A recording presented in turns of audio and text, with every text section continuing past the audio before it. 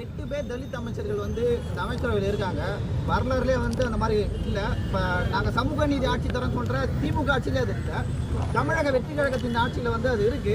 நீங்கள் எப்படி பார்க்குறீங்க? தலித் அமைச்சர்கள் ஒரு அமைச்சரவை. தமிழக வெற்றி கழகம் பெற்ற வெற்றியானது பணம், சாதி, மதம், வயது இவற்றை எல்லாம் கடந்து தமிழக வெற்றி கழகம் வாக்குகளை பெற்றிருக்கிறது, வெற்றி பெற்றிருக்கிறது. இந்த காரணத்தினால் என்ன கேட்டீங்க?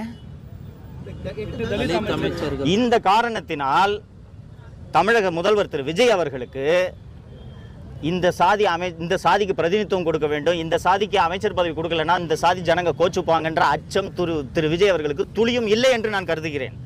சமூக நீதி பேசக்கூடிய கட்சிகள் 70 ஆண்டுகளுக்கு மேல் தமிழகத்தை ஆண்டிருக்கின்றன. 8 தலித் அமைச்சர்களை நியமிக்க வேண்டும் என்று ஒரு கட்சிக்கு கூட தோன்றவில்லை என்பதை இந்த நேரத்தில் நம்ம ரொம்ப குறிப்பிட்டு பார்க்கணும். ஸோ கண்ணை மூடிட்டு யார் என்ன நினைச்சாலும் பரவாயில்ல, நான் 8 தலித்துகளை அமைச்சராக்குவேன் என்று விஜய் சொல்லக்கூடியதே சமூக நீதியில் அவர் தீவிரமாக கவனம் செலுத்துவார் என்ற நம்பிக்கையை ஏற்படுத்துகிறது.